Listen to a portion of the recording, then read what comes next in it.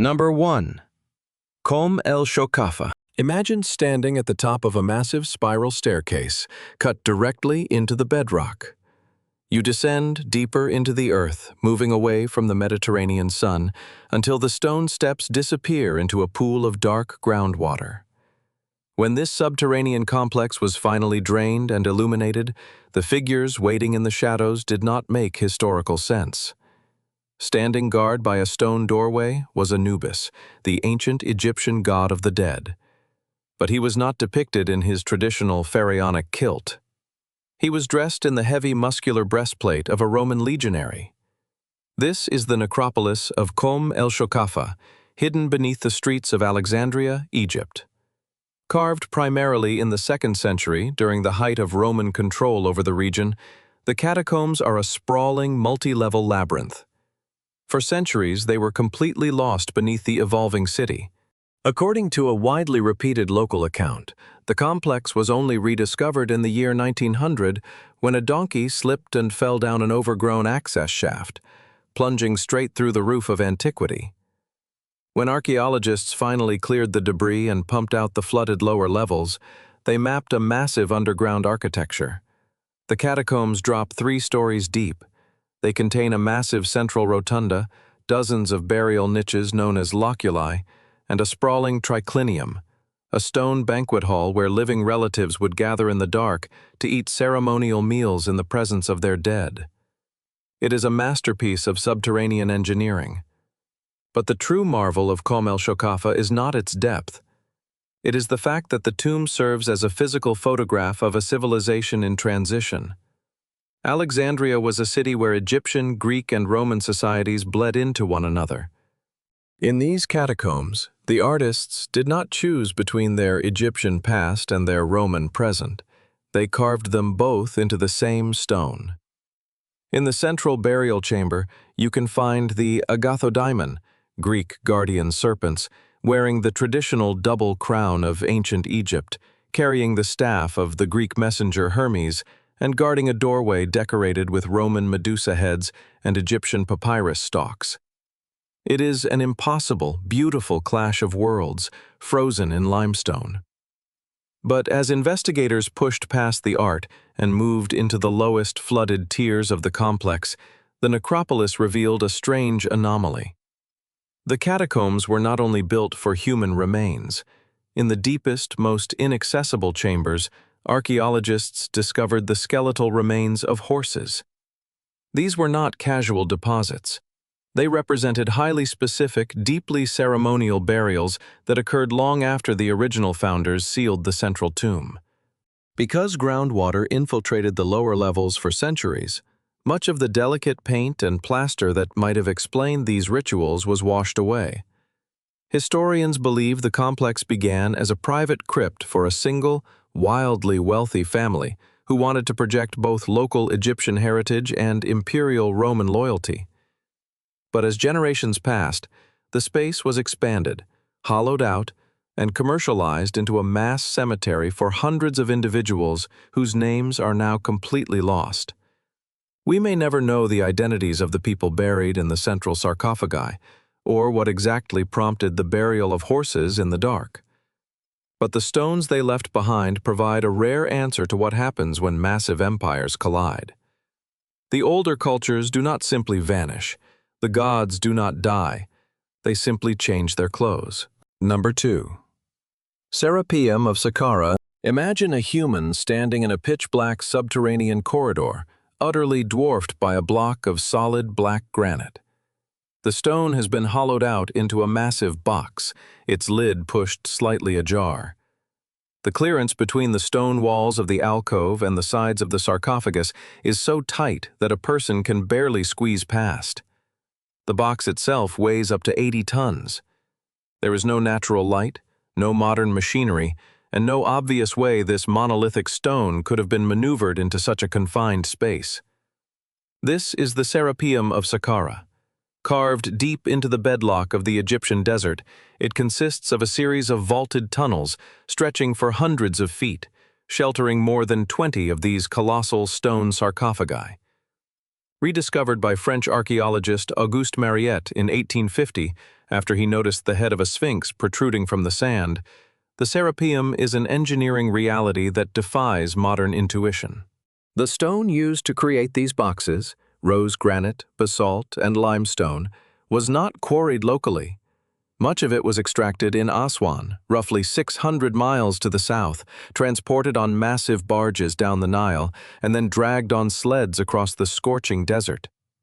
Given the immense logistical nightmare of carving, moving, and sinking 80-ton boxes into a subterranean labyrinth, it is natural to assume this was the final resting place of history's most powerful pharaohs.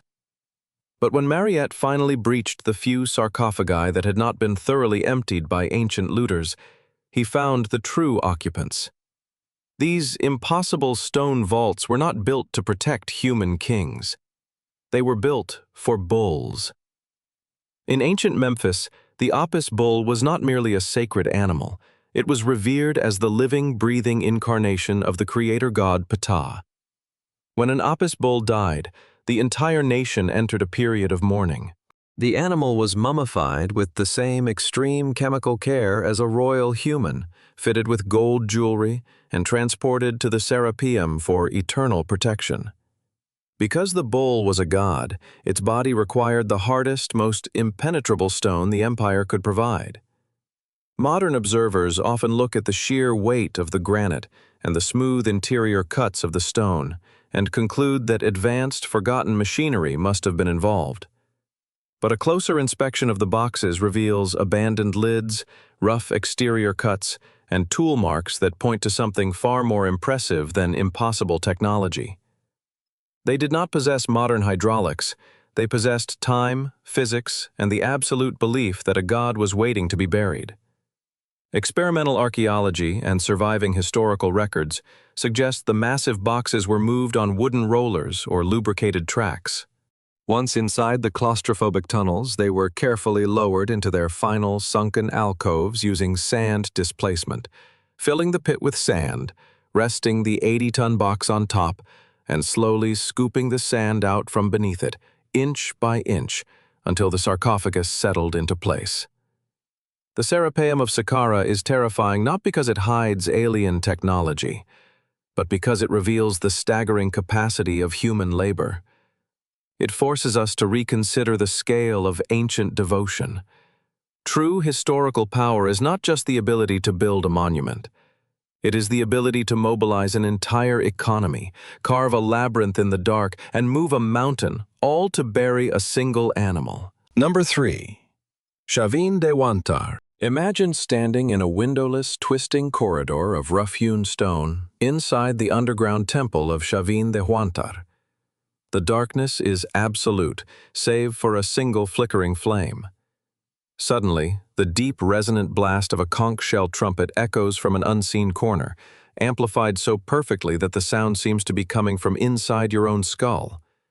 Beneath your feet, the stone floor violently vibrates with the rushing sound of a subterranean river. Your sense of direction vanishes. Built high in the Peruvian Andes, more than 10,000 feet above sea level, this site flourished between 1200 and 200 BC, predating the Inca Empire by more than a millennium. On the surface, Chavín was a sprawling religious center defined by massive plazas and terraces. But beneath the earth lies a labyrinth of claustrophobic stone-lined galleries that completely challenge our understanding of ancient architecture. For decades, archaeologists mapped these subterranean passages, assuming they functioned merely as crypts, drainage tunnels, or storage rooms. But modern technological analysis has revealed a far more deliberate and terrifying purpose. The underground was used not to hide the dead, but to manipulate the living. Acoustic research, including extensive studies by researchers from Stanford University, demonstrated that these galleries were not passively designed. They were engineered to manipulate sound waves and disorient the human brain. The specific dimensions of the corridors, the placement of the stones, and the sharp angles of the maze naturally filter and amplify the low-frequency blasts of pututus, carved strombus shell trumpets found abundantly at the site. When blown inside the galleries, the architecture scrambles the acoustic source. A pilgrim standing in the dark would hear a thunderous roar, unable to tell if it was coming from in front of them, behind them, or directly above. The priests of Chavín did not just build a temple, they built an acoustic machine designed to fracture a pilgrim's sense of reality. To complete the effect, ancient engineers deliberately channeled water from the nearby Mosna River through a complex hydraulic network running directly beneath the temple floors. This created a continuous roaring bass line of white noise that physically vibrated the ground, masking the footsteps of the priests moving through the dark. This auditory assault was amplified by chemical manipulation. Excavators have recovered intricately carved bone tubes used by initiates to inhale psychoactive snuffs, likely derived from the mescaline-rich San Pedro cactus. A pilgrim, brought into this subterranean maze under the influence of powerful hallucinogens, would be plunged into total sensory deprivation, subjected to the echoing roars of invisible entities, and finally led into a central, cross-shaped chamber. There, they would confront the lanzone, a towering 15-foot granite monolith carved with the snarling, fanged face of a supreme deity. Through this terrifying combination of darkness, psychoactive substances, and brilliant acoustic engineering, the elite class of Chavín manufactured a religious encounter so overwhelming it cemented their political authority across the Andes. The temple did not require an army to conquer its neighbors. It proves that manipulating human psychology is an ancient science, and that the most effective weapons of control do not leave physical wounds. They simply alter the mind. Number 4. Derinkuyu. Imagine the sheer physical weight of a solid stone wheel, roughly the size and shape of a millstone, being rolled into a narrow rock corridor.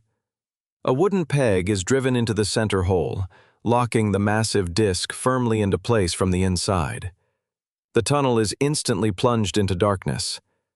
From the outside, the doorway is completely invisible, sitting flush against the natural rock wall.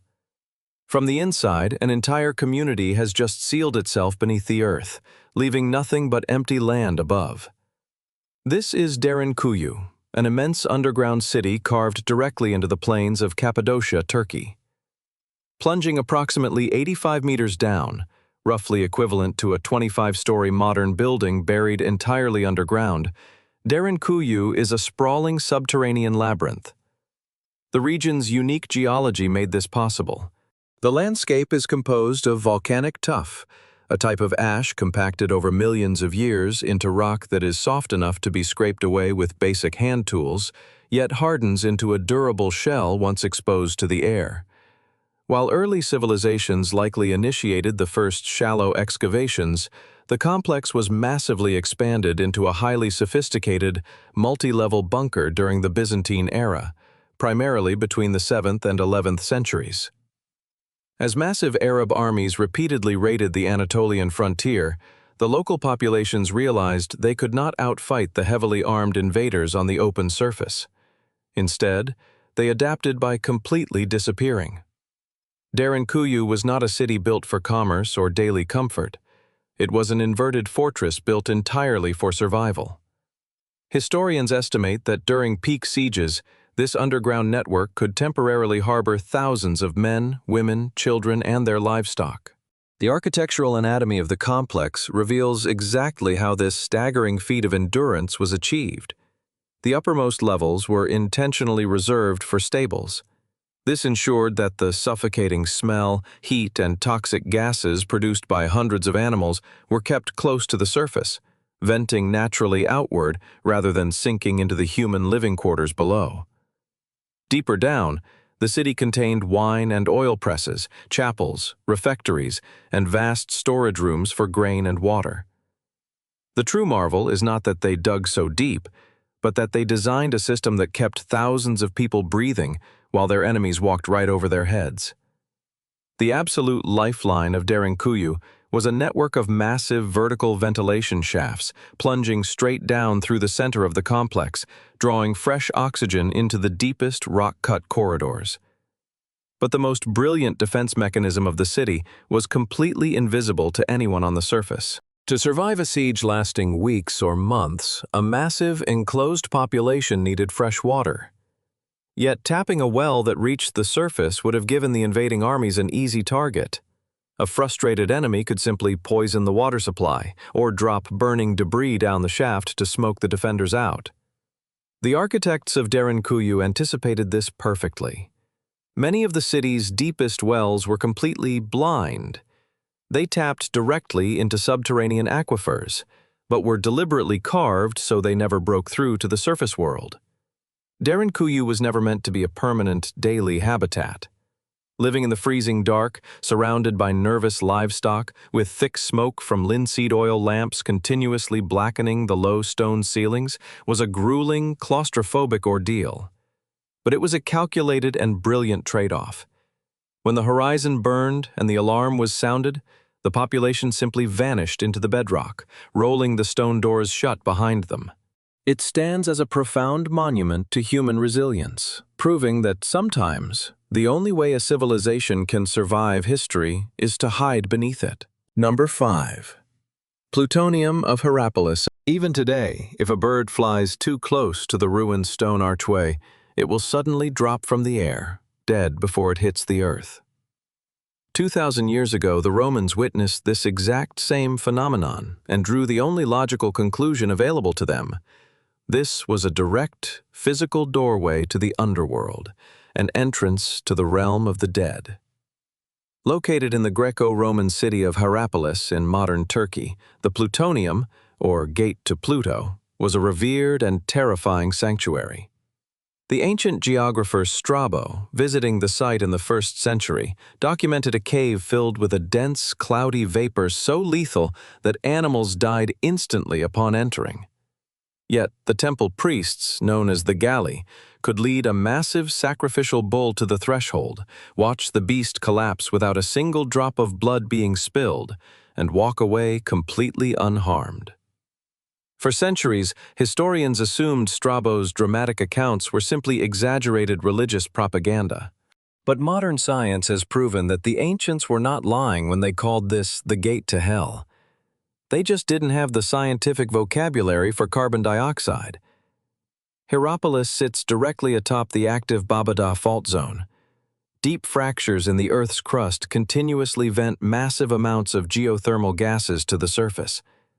In 2018, a team of researchers conducted extensive measurements at the cave mouth and discovered exactly how the ancient miracle was staged. Because carbon dioxide is heavier than normal air, it does not easily dissipate. Instead, it sinks and pools at the bottom of the enclosed space, creating an invisible, deadly lake of toxic gas. During the calm hours of dawn and dusk, before the heat of the sun and the daytime winds can disperse the vapor, the concentration of carbon dioxide on the cave floor reaches a staggering 91%. This is more than enough to asphyxiate a large mammal in seconds. The priests were not protected by divine favor, they were protected by basic chemistry. The lethal blanket of gas hovered roughly knee-high across the arena floor. When a bull was led toward the cave, the heavy animal's head naturally hung low, plunging its nose directly into the suffocating layer. The priests, standing tall beside the beast, kept their own heads safely above the toxic threshold, breathing the clean oxygen layer. They understood the physical boundaries of the danger so intimately that if they ever had to reach inside the cave, they knew exactly how long they could hold their breath before the gas claimed them too. To the ancient spectators seated on the stone benches above, it looked like absolute magic. They watched the god of the underworld silently claim the animal while sparing the holy men. The priests had effectively commodified a localized geological hazard, turning a natural gas leak into a terrifying spectacle of divine power and political control. Today, the ruins of the gate are strictly fenced off from the public because the earth beneath Hierapolis is still exhaling its invisible poison. The gate to hell was completely real. It just didn't require the supernatural to be deadly. Number 6.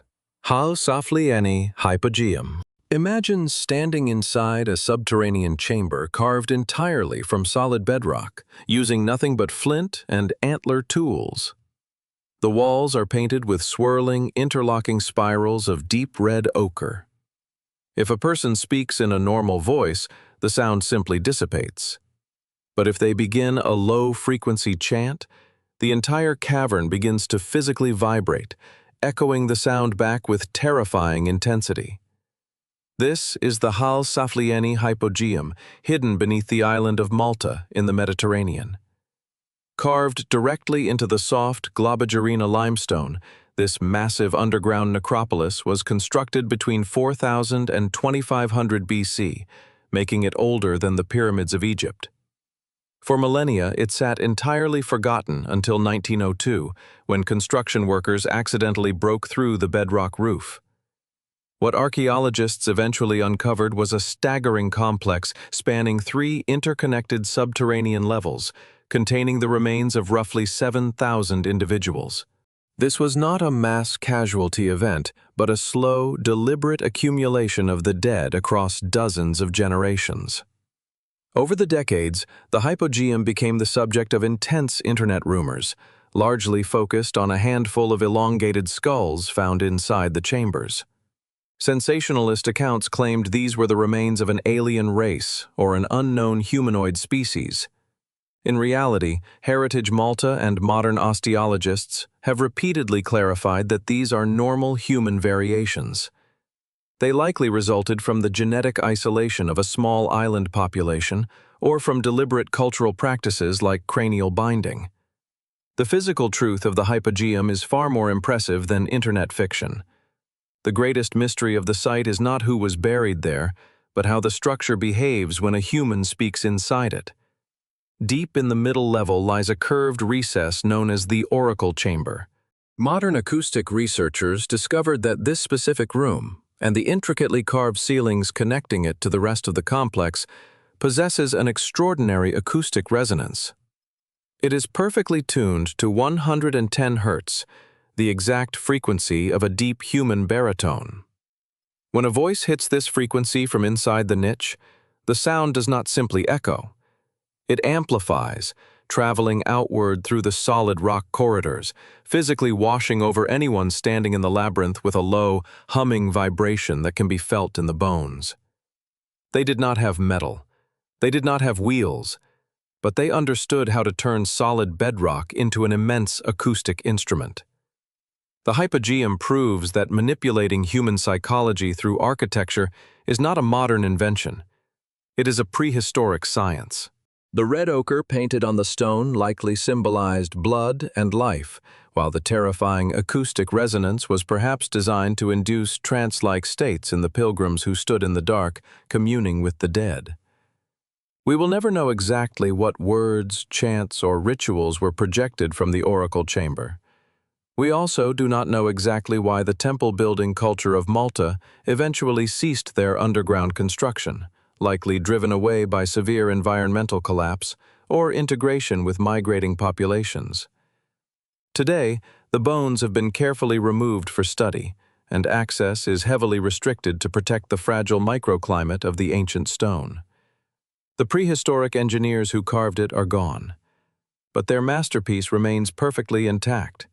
The architecture still waits for a voice. Number 7.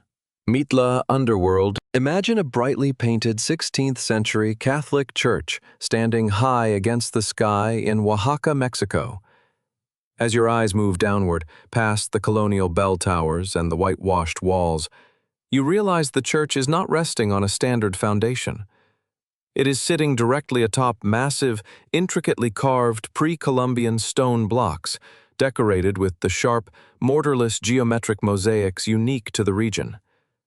This is the Church of San Pablo, built inside the main courtyard of Mitla, an ancient Zapotec religious center. The jarring juxtaposition of these two architectures is not an accident. It is the physical scar of a colonial campaign to literally bury an indigenous underworld. According to ancient Zapotec belief, Mitla was the location of Lioba, the place of rest, serving as the gateway between the world of the living and the labyrinth of the dead. In 1674, a Spanish Dominican priest named Francisco de Bergoa published a detailed historical account describing a massive subterranean temple beneath the site.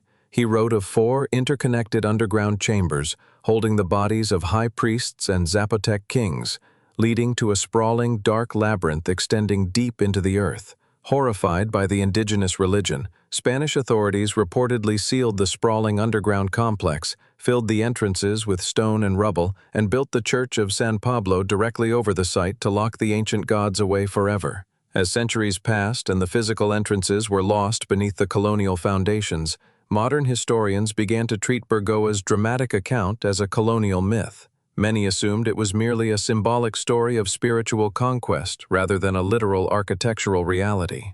Because physically excavating beneath an active, heavy, centuries-old church was structurally and politically impossible, the legend of the lost underworld remained untestable.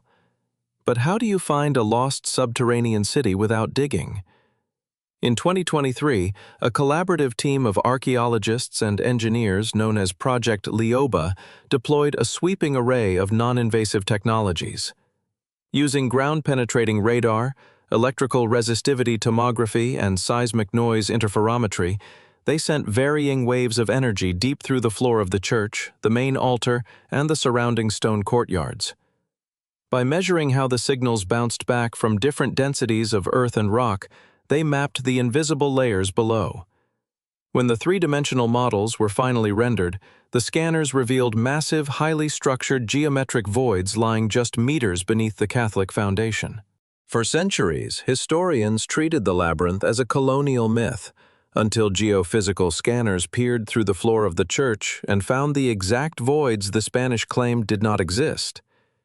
The subsurface anomalies perfectly align with Bergoa's 1674 descriptions, confirming that the sprawling Zapotec underworld is a massive physical reality, deliberately buried by the empire that conquered it.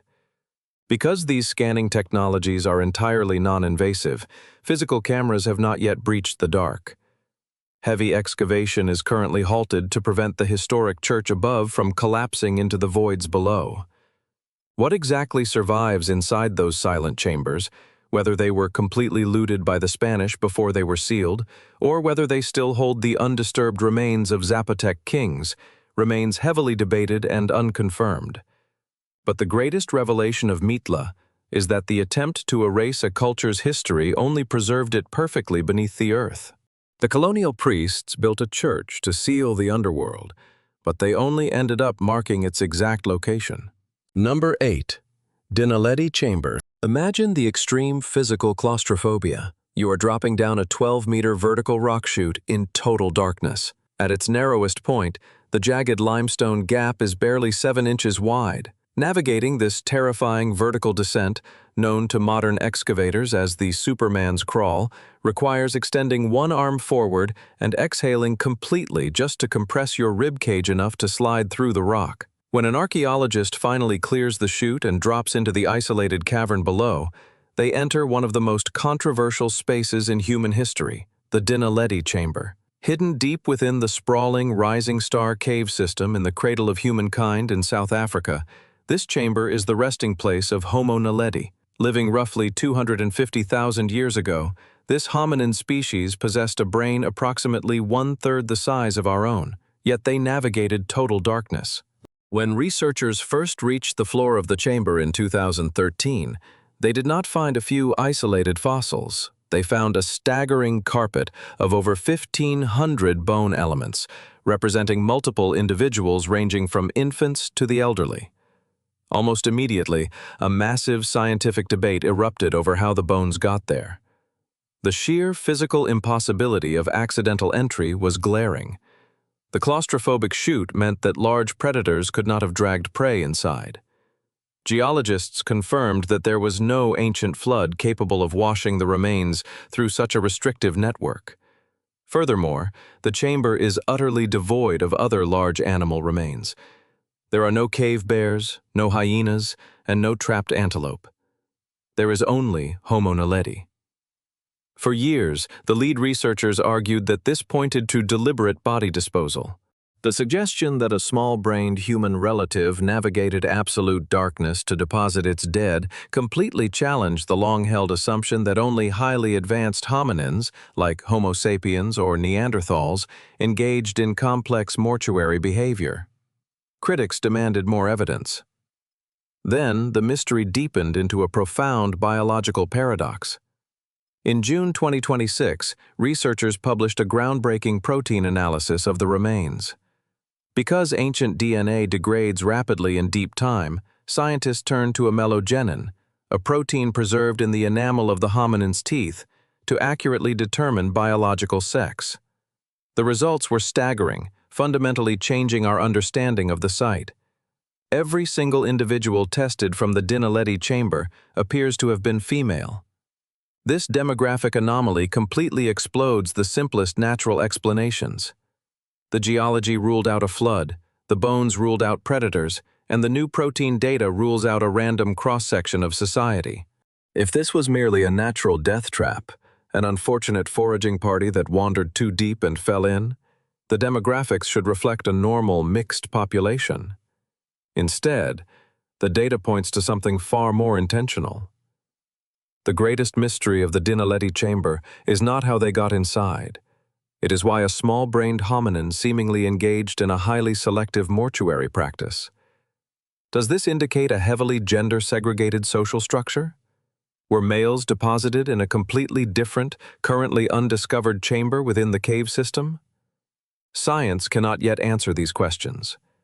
We do not even know for certain how they navigated the pitch-black tunnels, as the evidence for their use of fire remains fiercely debated. The Dinaledi Chamber forces us to rethink what it means to be human, proving that complex, ritualized behavior is not exclusively our own. The deepest secrets of our family tree are hidden in the places hardest to reach. Number 9. Midnight Terror Cave. Imagine a bright, sterile laboratory table covered in thousands of heavily fragmented human bones, mapped out by forensic anthropologists with clinical, quiet precision. Now, contrast that clean image with the terrifying space where those remains were actually found. A pitch-black, jagged subterranean labyrinth in central Belize, where the bones were discovered fused directly into the rock floor by centuries of dripping calcification. This site is known as Midnight Terror Cave. The dramatic name was originally coined by the looters who accidentally discovered the site in 2006. But when researchers from California State University, Los Angeles arrived to conduct a proper archaeological excavation, they found a forensic reality far more disturbing than any ghost story. Within the dark reaches of the cave system, investigators recovered over 10,000 human bone fragments. Forensic analysis determined that these remains belonged to a minimum of 118 individuals. But the true horror of the site was hidden in the demographics. In a standard ancient cemetery, mortality curves are typically U-shaped, reflecting a naturally high number of infants and the elderly. If the site was the result of a single battle or a military massacre, the demographics should heavily skew toward adult males. Midnight Terror Cave matched neither of these profiles. Instead, the victims were predominantly older children, adolescents, and young adults. To deepen the mystery, scientists conducted isotopic analysis on the enamel of the victim's teeth. This chemical signature functions like a geographic fingerprint, revealing where a person grew up based on the local water they drank. The results were staggering. These youths were not locals. They had been brought to this specific cave from hundreds of miles away, representing a massive, organized effort across different regions of the Maya world. The question was why a civilization would gather its youth in a dark cave to die. The answer was found outside the cave, hidden in the paleoclimate data. These deaths occurred during the terminal classic Maya period, roughly between 800 and 900 AD. Sediment cores taken from regional lakes confirm that during this exact century, the Maya civilization was slammed by a series of catastrophic, multi-decade megadroughts. Crops failed, reservoirs dried up, and cities were pushed to the absolute brink of starvation. In Maya cosmology, caves were deeply sacred spaces. They were viewed as the physical entrances to Xibalba, the underworld, and the domain of Chak, the god of rain. The demographics did not look like a cemetery, and they did not look like a battlefield. They looked like a society trading its future for water. The sheer scale and demographic skew of the remains strongly point to desperate, large-scale human sacrifice. Because many of the bones were shattered post-mortem by rockfalls and severe calcification, forensic experts cannot confirm the exact method of execution for many of the fragments. We do not know if they were killed on the surface and dropped inside, or sacrificed in the dark, but the physical context is undeniable. The true horror of Midnight Terror Cave is not what the Maya did in the dark, but the environmental desperation that drove them to do it. It is entirely inaccurate to view this tragedy through a lens of primitive savagery. This was a highly advanced, mathematically brilliant civilization facing literal extinction from climate collapse, making the most desperate, terrible choice a society can make to appease the earth. The tragedy is that it did not work. The rain did not return in time, and the political systems of the terminal classic Maya collapsed anyway, leaving only the bones fused to the cave floor to tell the story of their desperation. From the chaotic, desperate mass grave of a collapsing society, we now travel across the world to the most ordered, protected, and deliberately sealed tomb in human history. Number 10. Qin Shi Huang Tomb. Imagine standing in the crowded excavation pits in Xi'an, China, surrounded by the thousands of life-sized clay soldiers of the famous Terracotta Army. It is widely considered one of the greatest archaeological discoveries in human history. Yet, if you walk just 1 mile to the west, away from the crowds and the cameras, you will find a massive, quiet, tree-covered hill rising against the sky. While millions of tourists visit the clay soldiers every year, the hill itself is strictly protected. Beneath that towering mound lies the architect of a unified empire, Qin Shi Huang, the first emperor of China, who died in 210 BC. The vast terracotta army was merely the outer perimeter of his necropolis. The massive earthen pyramid at the center holds his actual burial chamber, and it remains the most famous unopened tomb on Earth. The fact that it remains sealed is not an accident of history. It is a deliberate modern standoff between archaeology and chemistry. According to the ancient Chinese historian Sima Qian, writing roughly a century after the emperor's death, the subterranean palace was built on a scale that defies belief. Hundreds of thousands of conscripted laborers hollowed out the earth to construct a sprawling replica of the emperor's domain. The text claims the tomb is rigged with mechanical crossbow traps designed to fire upon intruders. Most famously, Sima Qian described a floor featuring rivers and oceans of liquid mercury, mechanically engineered to flow in imitation of China's great waterways. For a long time, Sima Qian's account was viewed as dramatic historical fiction. But modern science has dramatically shifted that perspective. When researchers took core soil samples from the massive earthen mound, they discovered dangerously high anomalies of mercury vapor venting directly from the earth. The chemical heat maps perfectly align with the footprint of the theorized subterranean palace. The rivers of toxic metal are not an ancient myth. They are a verifiable chemical reality, posing a lethal hazard to anyone who might try to breach the inner chamber.